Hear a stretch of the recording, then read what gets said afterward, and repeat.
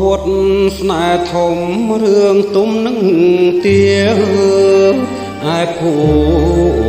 មិកោះកែវជាសាវតាថ្មី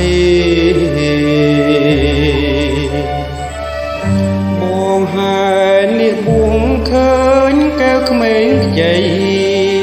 ភ្លេចដល់ឆ្នាំ3គេសូ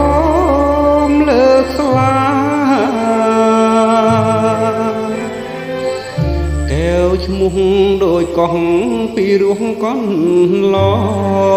ងដីអូននឹងបងជួបព្រំចំការ